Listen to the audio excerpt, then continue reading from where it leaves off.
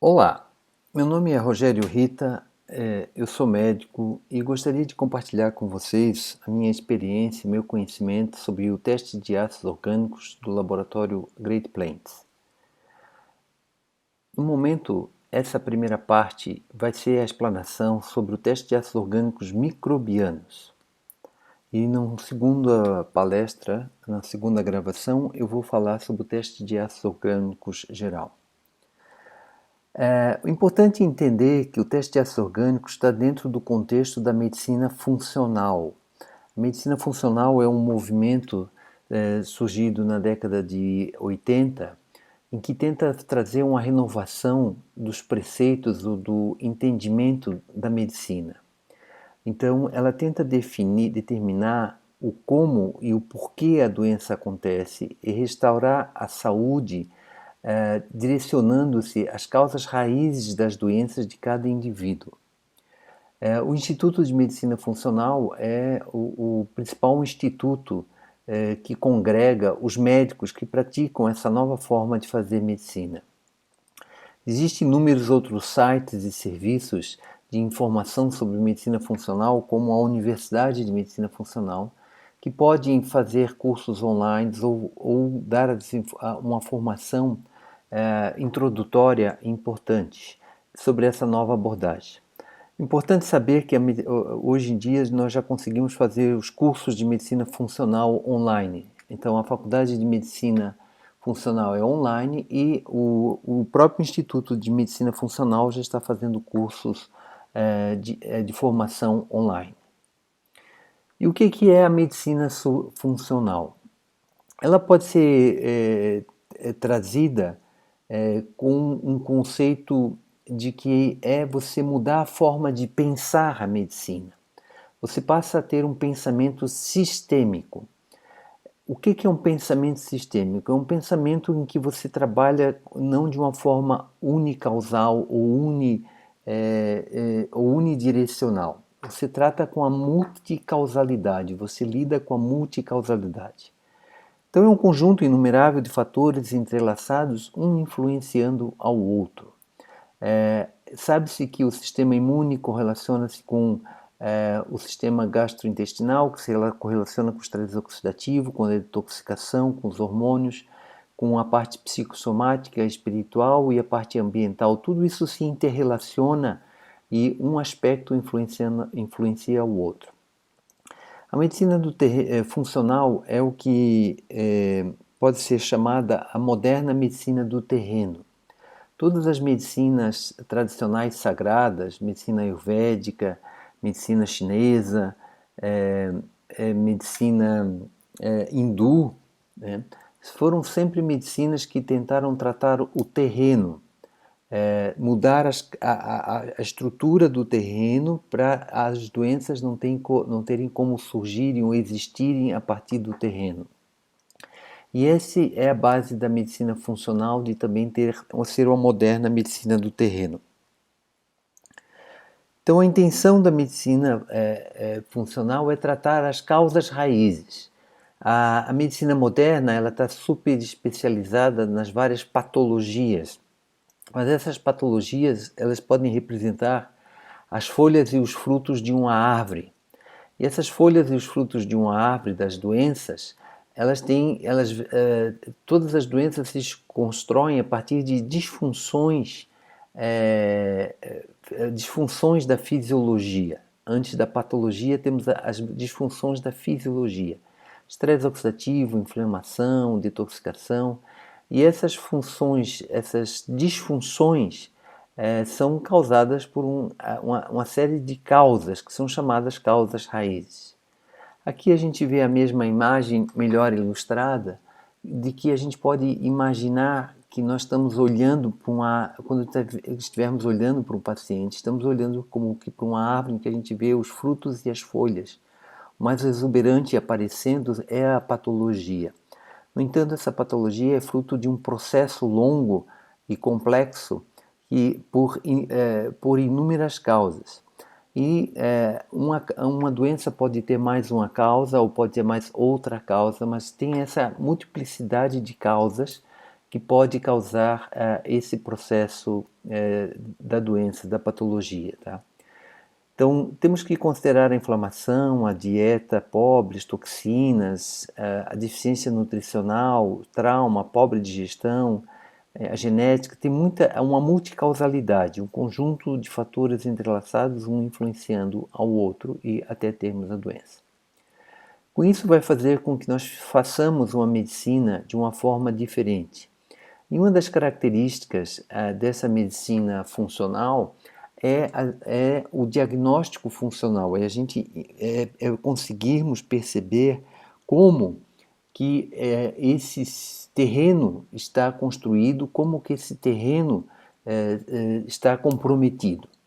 Então, para esse diagnóstico funcional, nós precisamos de muito mais exames. Aí tem os exames da medicina funcional. E justamente o teste de ácidos orgânicos, para mim, é considerado o melhor exame de avaliação funcional do corpo. Então é importante nós termos em mente isso, que nós vamos usar esse exame dentro dos conceitos da medicina do terreno, em que a gente tem que colocar, tem que ser colocado na nossa cabeça esse conceito da árvore, esse conceito de que a medicina moderna está olhando apenas as folhas e os frutos e não está tratando a raiz ou adubando esse terreno para haver esse crescimento dessas patologias. Dentro dessa visão do terreno, uma das coisas mais importantes do terreno dos últimos anos foi a importância do trato gastrointestinal e da disbiose intestinal como causadora de inúmeras patologias. E esse exame ele veio de encontro justamente a essa nova descoberta de como é que nós podemos quantificar ou dosificar as consequências metabólicas da disbiose intestinal. Os exames de identificação de bactérias dentro do intestino, eles acabam sendo pouco válidos na clínica diária, porque eles podem estar apenas identificando germes colonizantes. Mas a gente precisa fazer um diagnóstico metabólico e funcional da disbiose intestinal. Será que essa disbiose, será que essa bactéria alterada no intestino realmente está tendo efeitos metabólicos e funcionais no corpo do nosso paciente? E essa é a vantagem desse exame de poder indicar. Esse exame é um exame de ácidos orgânicos, né? O uso de ácidos orgânicos ele começou na década de 60, principalmente com o descobrimento dos erros inatos do metabolismo, como a fenilcetonúria. Na década de 90, o Dr. William Shaw trabalhava num laboratório no Children's Mercy Hospital, na Universidade de Missouri, e ele teve uma grande sacação, uma grande descoberta.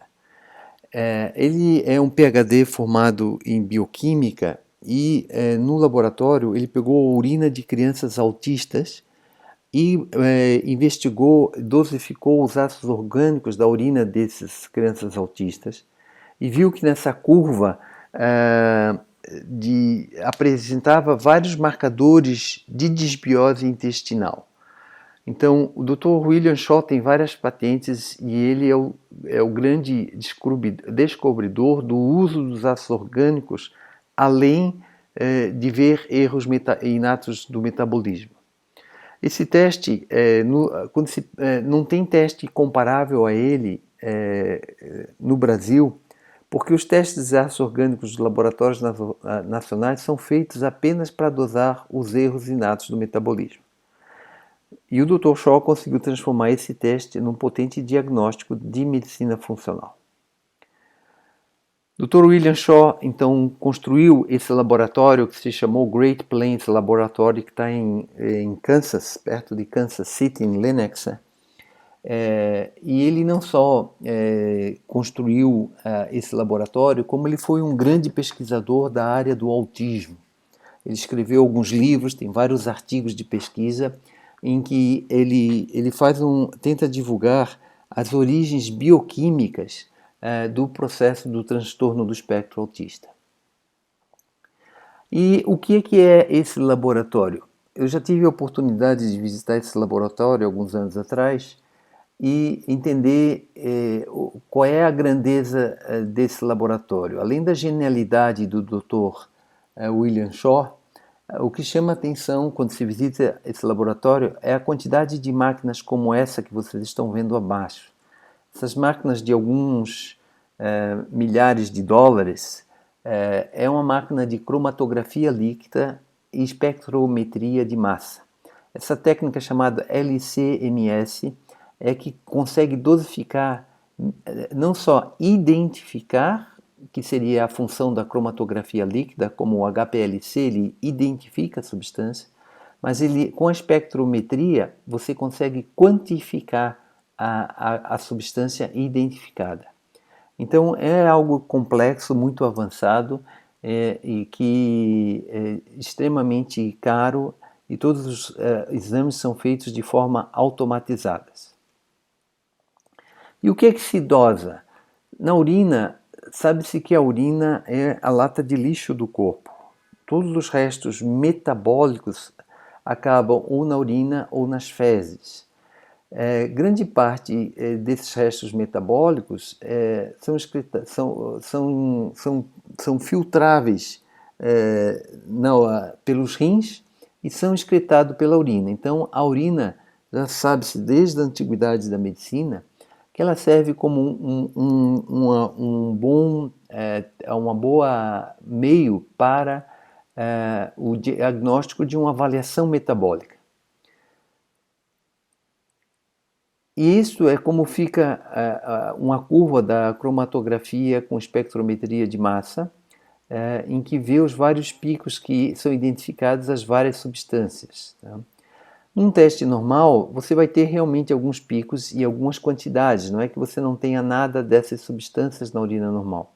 Mas, se você tiver um teste alterado, a quantidade de metabólitos sendo excretados pela urina muito maior, você vai ter esse tipo de resultado. Com isso, nós conseguimos entender como são feitos os testes, em que se compara o que os resultados são dados, são transcrição desses resultados dos exames da cromatografia líquida e espectrometria de massa. Qual é a importância desse teste? O teste de ácidos orgânicos do laboratório Great Plains, ele avalia 75 metabólitos microbianos e nutricionais. Esse teste está dividido em duas partes, na realidade são dois testes. A primeira parte desse teste geral são os 20 indicadores de metabólitos microbianos. Ele serve para pesquisar os indicadores de fungos e leveduras e de bactérias e de disbiose intestinal. E sendo um dos principais e únicos testes a fazer o diagnóstico de disbiose por Clostridium. A segunda parte do teste é o perfil metabólico e nutricional. Ele vê o metabolismo dos ácidos oxálicos, vê os desequilíbrios metabólicos do ciclo de Krebs, dos neurotransmissores, vê os indicadores do metabolismo de vitaminas, a avaliação do metabolismo de ácidos graxos e a avaliação do metabolismo de aminoácidos. Então, na realidade, são dois testes. Como que se faz, como é o procedimento que se faz com esse teste?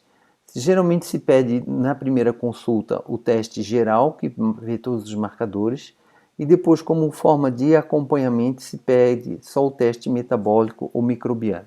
Ou pode-se pedir só o teste metabólico microbiano, só para se o foco da pesquisa seja a disbiose intestinal. O teste ele serve então para investigação de disbiose intestinal ou uma avaliação metabólica completa. São os dois testes em um, ou você pode pegar só e fazer o primeiro teste. As patologias que mais se beneficiam do uso desse teste são as patologias justamente com transtornos metabólicos ou funcionais, como fadiga crônica, fibromialgia, esquizofrenia, os quadros psicóticos, transtornos de neurodesenvolvimento como TDAH e autismo, doenças do neurosistema nervoso central como esclerose múltipla, doenças metabólicas como ovário policístico, doenças neurodegenerativas como Alzheimer, Parkinson e outras doenças neurológicas. Como podemos ver, então agora vamos falar apenas do teste de ácidos orgânicos microbianos. Esse teste está dividido em basicamente 3 grandes áreas. A primeira área são os metabólitos dos fungos e leveduras. A segunda área são das disbioses bacterianas e a terceira área são do Clostridium. Então são 3 áreas que são pesquisadas. E qual a importância desse teste? É porque ele mostra na urina distorções do metabolismo que a disbiose está causando. Então hoje a gente sabe, com um profundo conhecimento que temos da bioquímica, que a disbiose tem consequências metabólicas, e essas consequências metabólicas é que vão causar as patologias. Então nós não só identificamos qual o tipo de disbiose que o paciente está apresentando, como nós estamos também verificando a consequência metabólica dessa disbiose.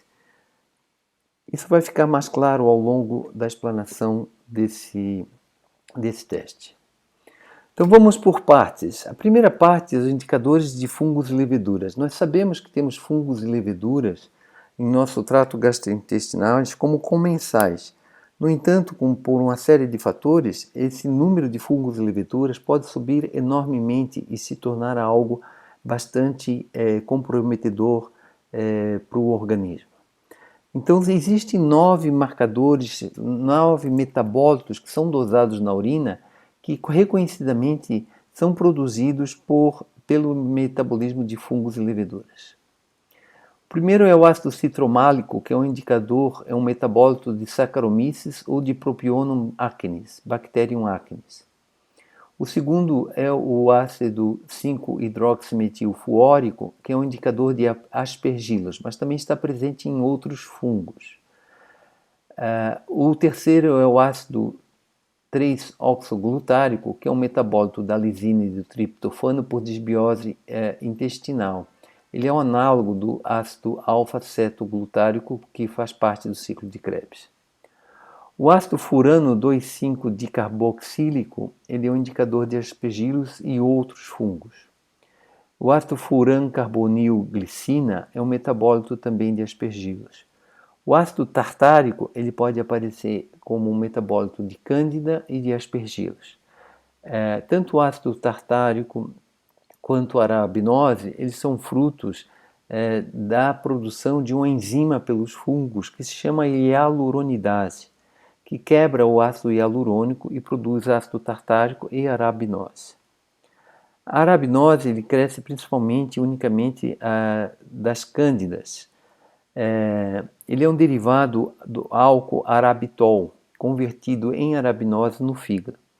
Importante lembrar que algumas frutas, como maçãs, peras e uvas, possuem esse álcool arabitol em sua composição e também pode ser convertido em arabinose no fígado.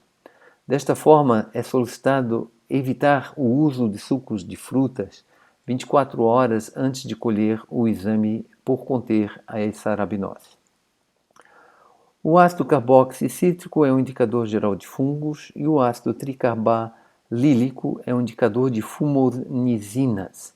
É uma micotoxina do gênero Fusarium, muito presente no milho e nas frutas secas, as frutas passas, ou nos cereais.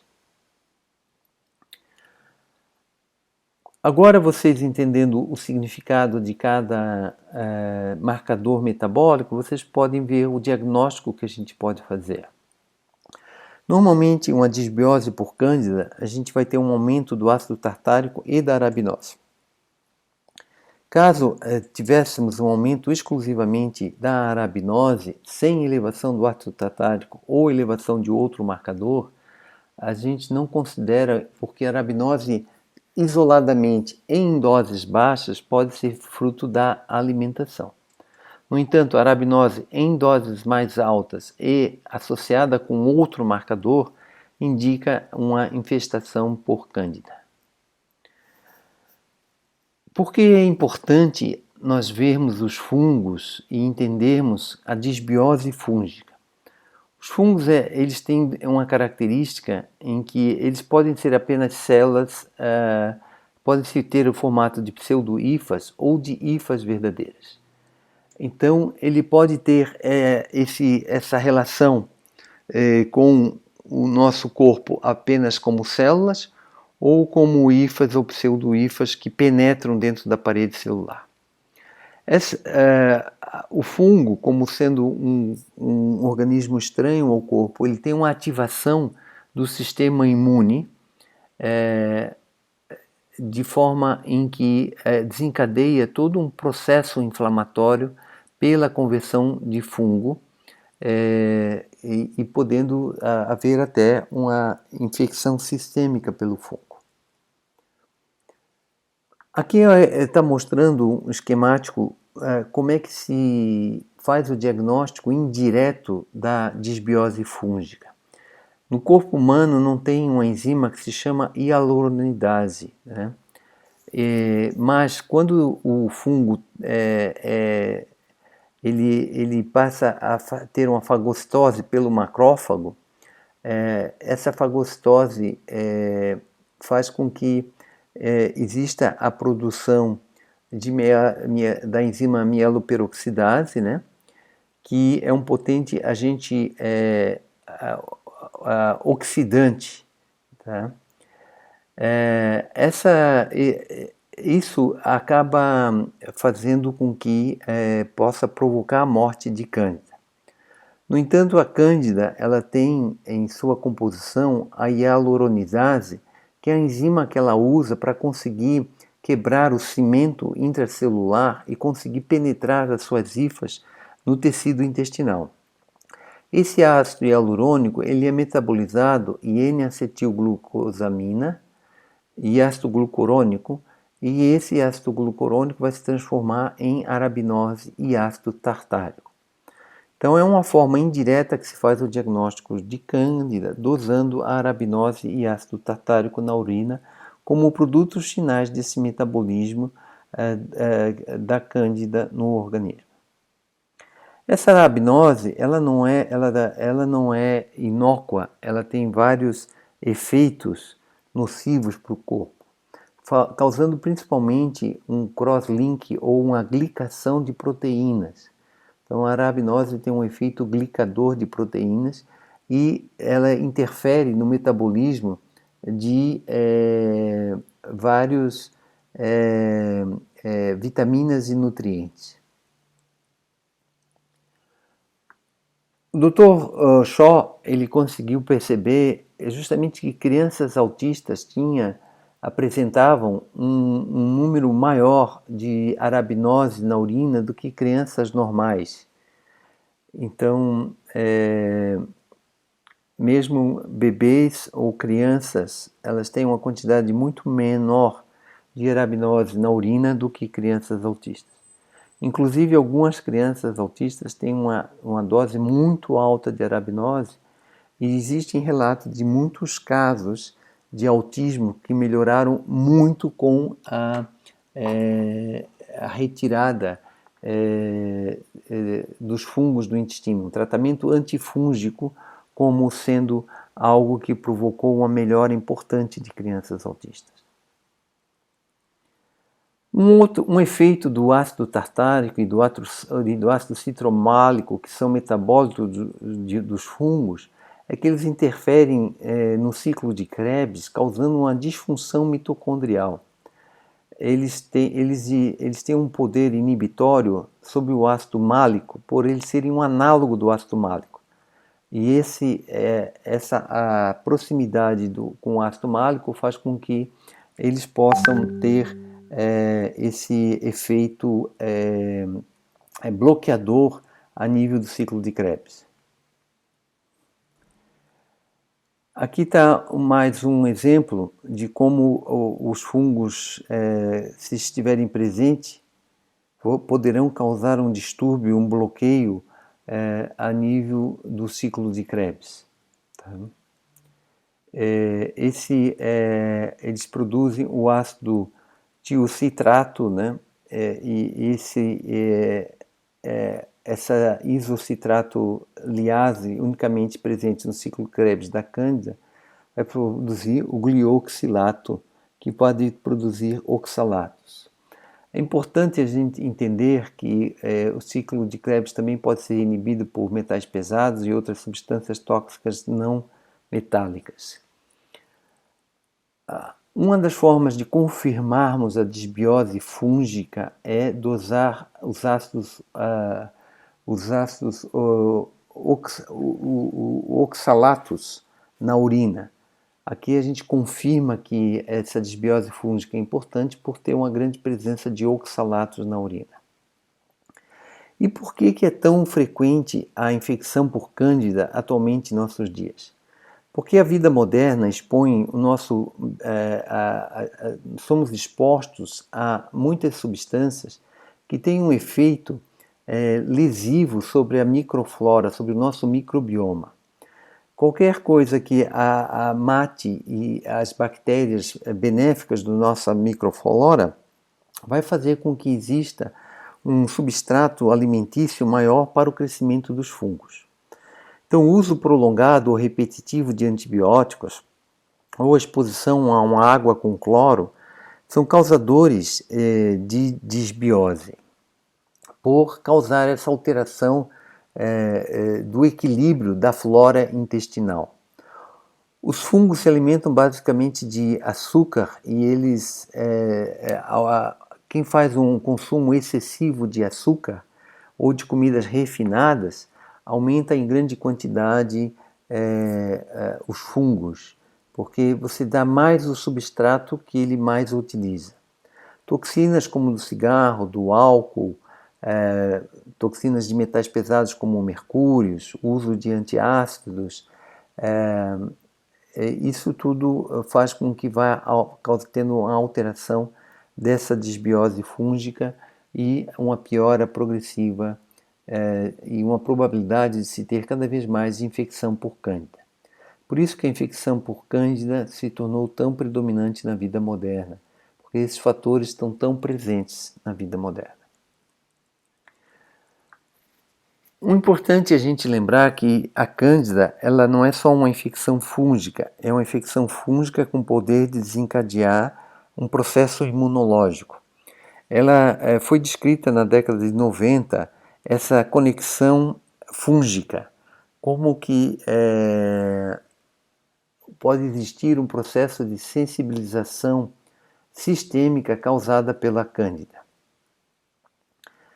A hipótese operante é que a sensibilização da cândida faz com que aumente a permeabilidade intestinal.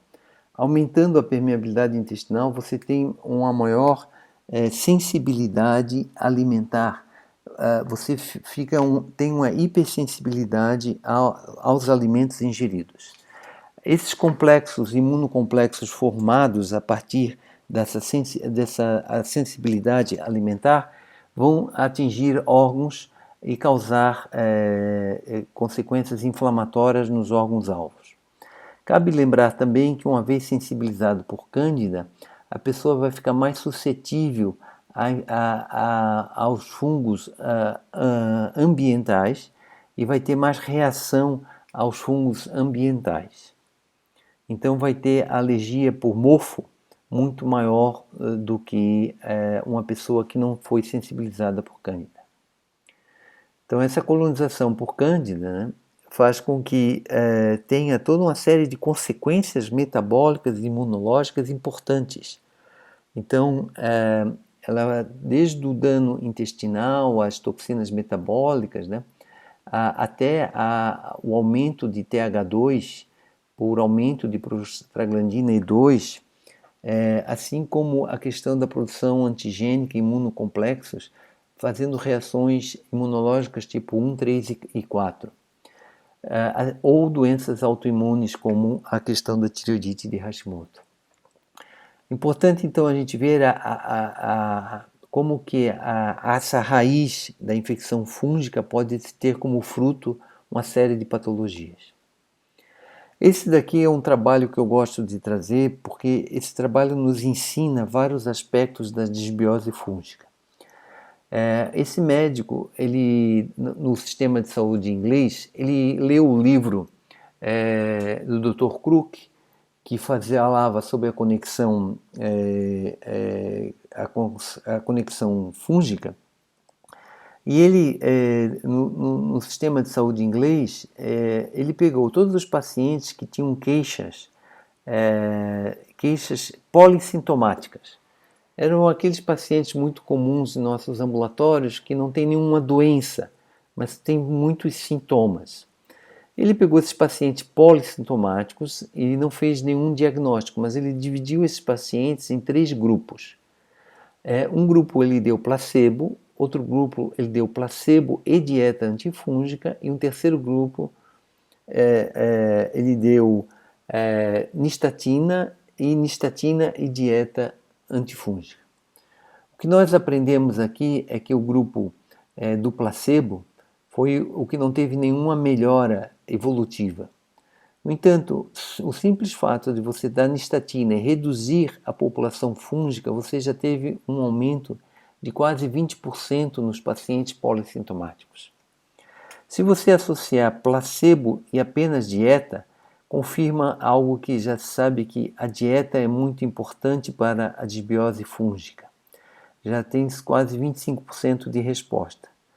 No entanto, se você associar a nistatina e a dieta, você tem um resultado de 35 a 40% de respostas nesses pacientes polissintomáticos. Então, essa é a importância de entendermos essa diferença entre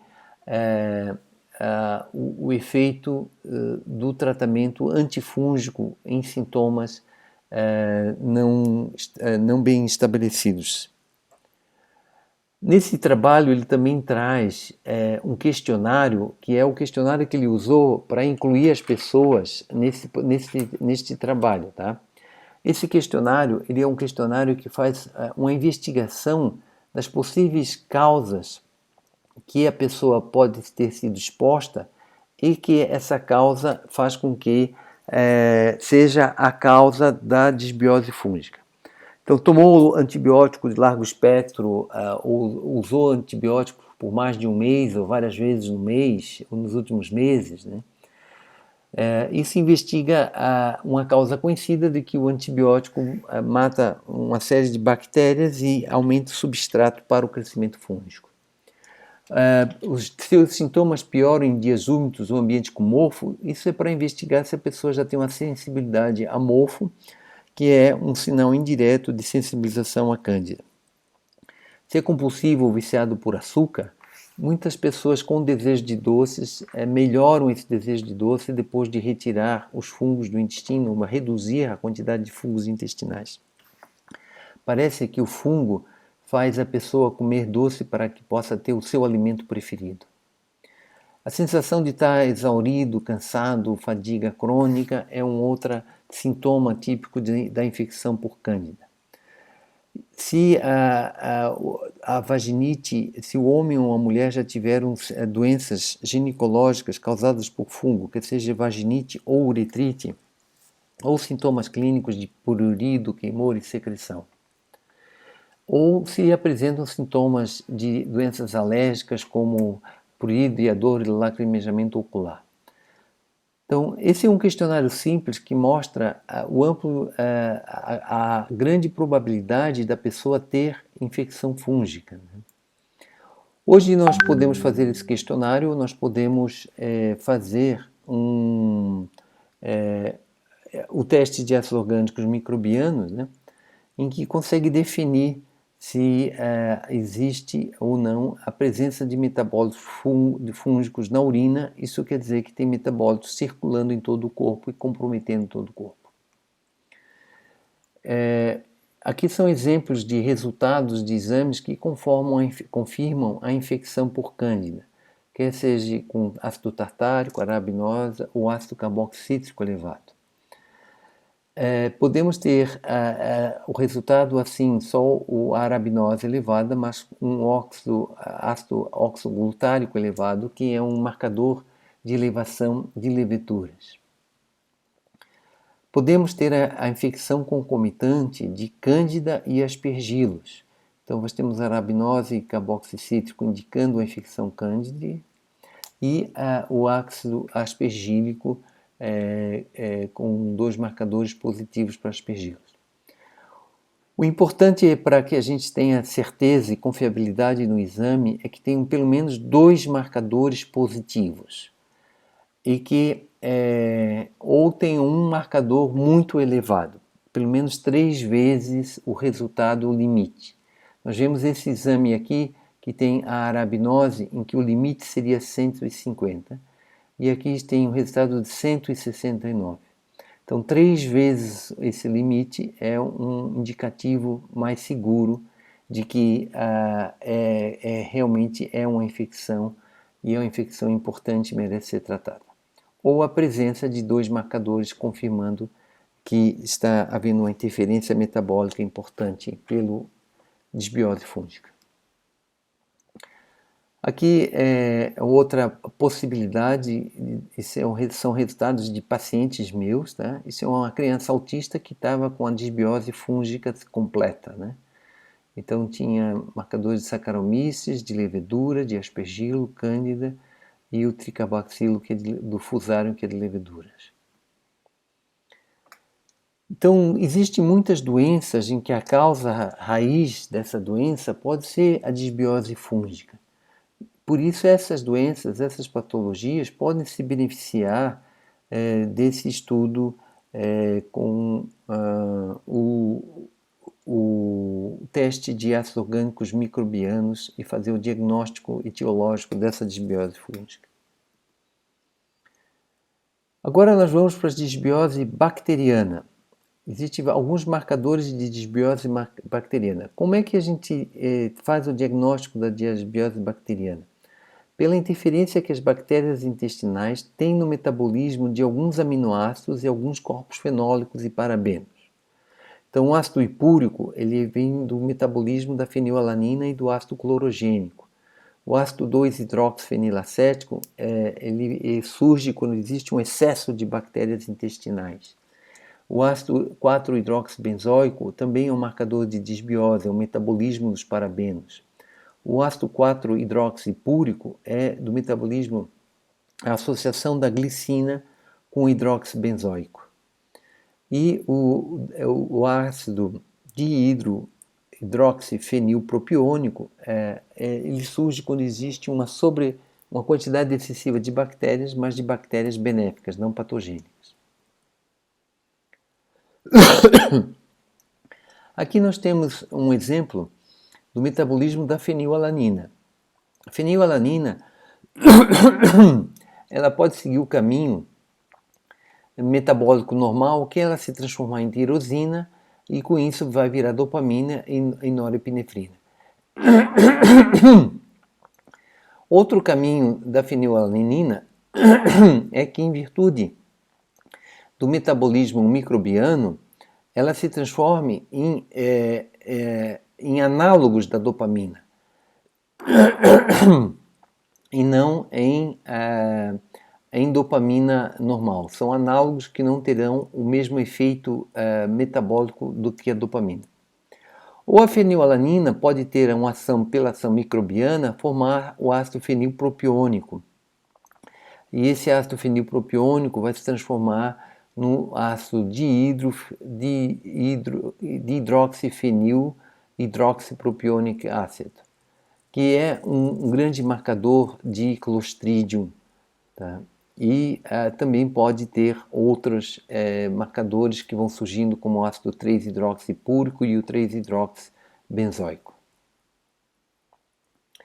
Aqui nós temos um exemplo de que o ácido clorogênico presente em inúmeras frutas e verduras, ele pode se transformar no DHPPA, né? E no ácido hipúrico. Tá? Por isso que se fala que esse metabolismo do ácido clorogênico ele é feito por bactérias benignas. Então, quando nós vemos uma dosagem alta de DHPPA, a gente pode deduzir que existe uma boa quantidade de lactobacillus, bifidobactéria e Escherichia coli nesse intestino. Aqui está o exemplo das catequinas se transformando em ácido fenilpropiônico. Tá? Então, e elas vão ser transformadas no fígado em ácido benzoico ou em ácido hipúrico, que vão ser dosados na urina. Então, aqui nós temos o resultado de o que seria um teste normal de disbiose bacteriana. E aqui a gente tem um resultado de disbiose bacteriana com excesso de bactérias intestinais e com a disbiose importante. Então, tem 2 marcadores para a disbiose bacteriana. Esse é um outro teste que mostra o hipúrico e o hidroxipúrico, mostrando também um excesso de bactérias e sendo um indicador de disbiose bacteriana importante. Entre as disbioses bacterianas, a mais complexa de todos e que tem mais efeitos colaterais é a disbiose por Clostridium. Clostridium, existe mais de 400 tipos de Clostridium em nosso corpo, e o Clostridium é um grupo de bactérias anaeróbicas que colonizam o intestino de forma... ele existe normalmente no nosso intestino. No entanto, quando você expõe o intestino a um antibiótico, em que você mata as bactérias aeróbicas, você tem uma sobrepopulação de Clostridium, que são as bactérias anaeróbicas, e eles vão ter vão ter um sobrecrescimento por aumento do substrato alimentar. É muito difícil fazer o diagnóstico de Clostridium. Tá? O que se dosa no Brasil é a toxina do Clostridium difficile. Isso é apenas uma toxina que não tem significado clínico, porque ela pode ser produzida em portadores sãos de Clostridium difficile e ela vai estar aumentada em pacientes hospitalizados já com diarreia manifesta. Aqui a gente vai conseguir fazer o diagnóstico de disbiose por Clostridium num nível ainda muito mais sutil, muito mais leve. Além disso, como nós temos inúmeras espécies de Clostridium, não é só um Clostridium difficile, então nós precisamos de marcadores de mais espécies de Clostridium para ver. O Dr. Shaw, ele desenvolveu justamente esses marcadores de Clostridium com ácido 4-hidroxifenilacético, que é do Clostridium difficile e uma série de outros Clostridiums, né? O ácido hidroxifenil hidroxipropiônico, que ele pega uma grande série de Clostridiums, é o principal marcador de Clostridium que a gente tem, assim como o ácido 4-cresol e o ácido 3-indolacético.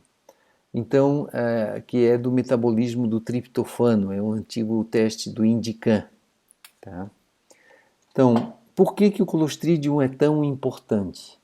Porque os clostrídeos, quando tem um excesso de crescimento intestinal, eles produzem enzimas proteolíticas que destroem as tight junctions, aumentando muito a permeabilidade intestinal. Então, existe uma piora importante da permeabilidade intestinal por infecções de Clostridium. Aqui vocês podem notar uma eletromicrografia eletrônica, uma microscopia eletrônica da parede intestinal em que os tight junctions estão preservados, e isso daqui, quando são expostos a toxinas do Clostridium difficile, tem uma destruição das tight junctions e uma piora da permeabilidade intestinal. Além disso, o Clostridium produz metabólitos que são extremamente neurotóxicos. Nós podemos pegar, por exemplo, o pecresol. Ele é um derivado metabólico da tirosina, em que, através da metabolização do hidroxifenilacetato, ele pode se formar pecresol. E existem vários trabalhos mostrando que o nível urinário de pecresol está mais alto e acompanha a severidade do quadro de autismo. Então, esses metabólitos são tóxicos para o cérebro e têm um efeito deletério para o corpo. E um dos mecanismos pelos quais o metabolismo do Clostridium é tão tóxico, em parte pode ser por ação direta, em outra parte pode ser por uma ação indireta, bloqueando uma importante enzima cerebral que se chama dopamina beta-hidroxilase. A dopamina beta-hidroxilase é a enzima que converte a dopamina em norepinefrina. Existem vários metabólitos dos clostrídios, como o pecaresol e o HPA, que eles bloqueiam essa dopamina beta-hidroxilase. Com esse bloqueio, o que nós vamos ter? Nós vamos ter uma carência de noradrenalina com déficit de atenção e nós vamos ter um excesso de dopamina, podendo ter uma série de toxicidade cerebral por excesso de dopamina. Sabemos que a esquizofrenia ela é um processo que é devido a um excesso de dopamina no cérebro. E Dr. Shaw conseguiu mostrar que muitos pacientes esquizofrênicos eles eram esquizofrênicos por causa do clostrídio intestinal, conseguindo documentar a disbiose intestinal como causadora de doença psiquiátrica. Aqui ele fez um slide ilustrativo mostrando que acompanhava o quão fidedigno é o HPA, que é um marcador de clostrídio. Ele é um marcador objetivo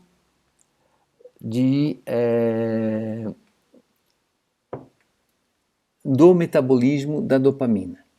Então, o ácido vanilmandélico ele é um marcador de dopamina. Então, à medida que sobe o ácido vanilmandélico, isso quer dizer excesso de dopamina no cérebro. Enquanto que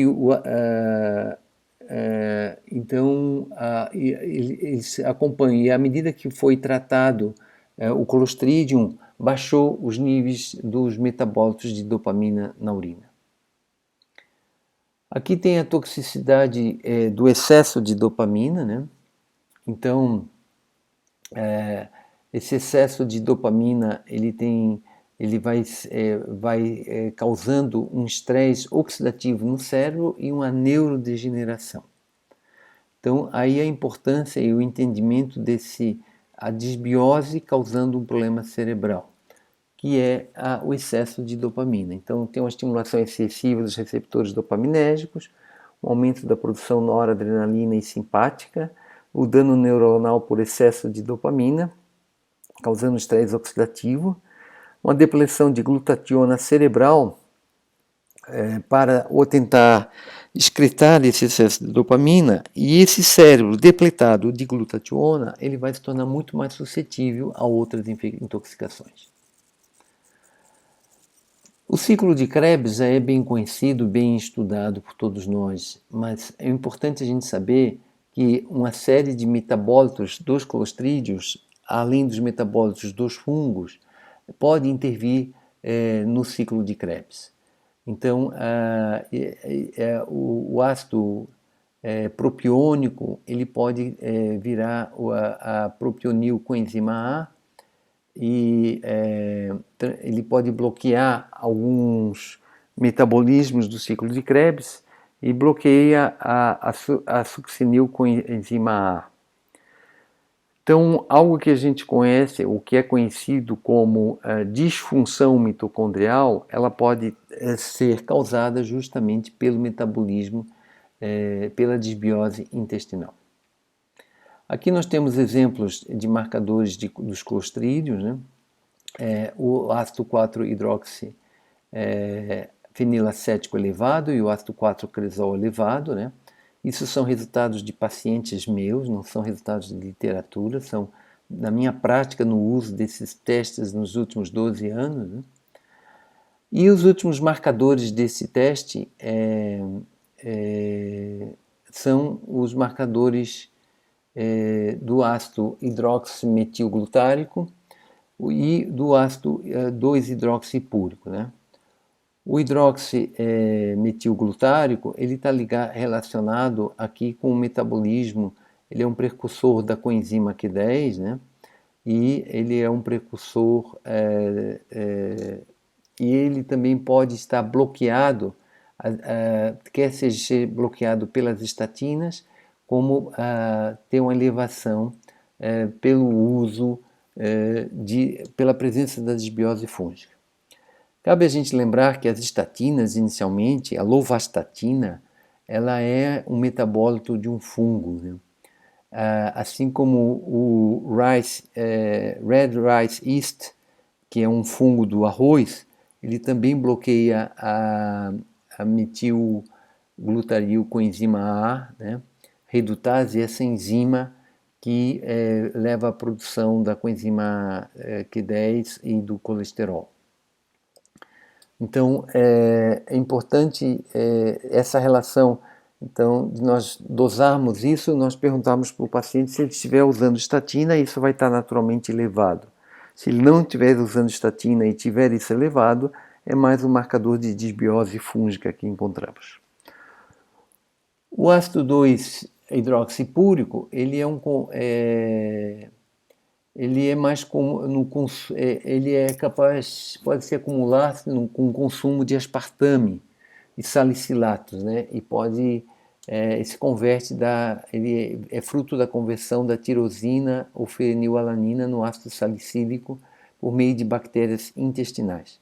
Então ele é um marcador de desbiose bacteriana. Como eu falei, eu uso esses testes há mais de 12 anos e acho que me deu um diferencial muito importante nos meus resultados, porque é fazer um diagnóstico preciso do terreno e da desbiose intestinal. Eu aprendi a usar isso e vi muitos médicos americanos usando esse teste. Mesmo nos Estados Unidos, essa parte de desbiose microbiana ela é incomparável com os outros testes de ácidos orgânicos de outros laboratórios que tem no mercado. Ela é realmente muito superior, porque o Dr. Shaw foi o pesquisador pioneiro desses metabólitos microbianos, ele que merece um destaque, um reconhecimento pelo seu trabalho na descoberta desses metabólitos microbianos. Aqui, por exemplo, eu trago o caso de uma paciente, né, que tinha feito o teste em 2019, em março de 2019, e estava o teste completamente normal. E nesse ano, essa paciente teve uma piora da sua alergia, teve uma piora do seu quadro alérgico. E daí eu pedi para repetir o teste em março de 2020, e o que nós encontramos? Um alto marcador fúngico, uma desbiose bacteriana, mas principalmente a presença de clostrídio intestinal, a presença de marcadores de clostrídio. Então essa piora intestinal pode estar relacionada com o aumento, essa piora do quadro alérgico dela, da atopia dela, pode estar relacionada com o aumento da permeabilidade intestinal por clostrídio.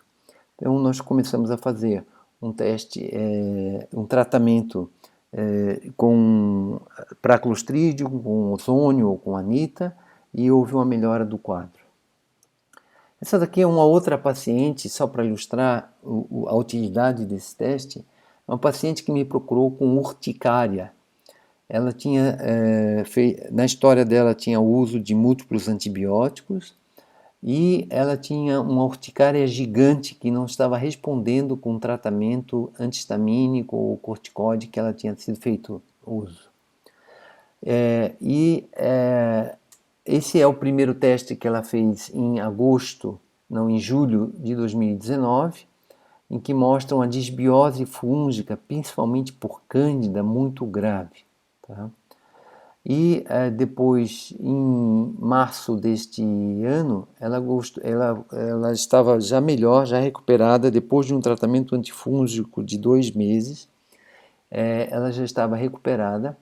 e ela pediu para repetir o teste para ver como é que estava a sua desbiose fúngica. E a gente nota o seguinte, né? Que ainda tinha um marcador de fungo, mas era um marcador isolado. Os marcadores de cândida já tinham se resolvidos e do citromálico já tinha resolvido. Eu não tinha feito tratamento para Clostridium para ela e o marcador de Clostridium permaneceu inalterado. Uma das coisas que esse teste e os marcadores de desbiose fúngica em geral tinham já normalizado.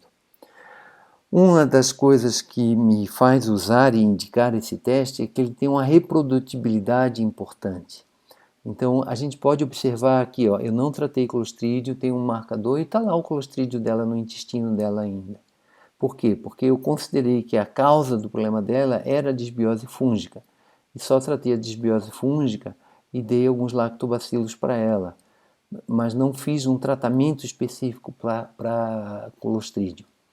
Então, esse teste ele tem essa confiabilidade de realmente ter a reprodutibilidade do teste é importante. Tá? Então, ele ajuda muito, é um teste que, casos difíceis, casos em que a etiologia não está clara, casos complexos como de crianças autistas ou fadigas crônicas, eu tenho uma larga experiência e uma feliz experiência com esse teste. Tá? Então, por isso que eu gostaria de compartilhar os meus conhecimentos e que outras pessoas possam, e muitos pacientes possam beneficiar do que esse teste pode proporcionar de informação aos médicos. Aqui eu estou encerrando a parte do teste de ácidos orgânicos microbianos, né, que faz a avaliação dos efeitos metabólicos da desbiose intestinal, e vou gravar um segundo vídeo que fala do teste de ácidos orgânicos completo, não só o que se segue os outros 55 marcadores que existem depois desses 20 marcadores iniciais da desbiose microbiana. Espero que seja útil, acho que é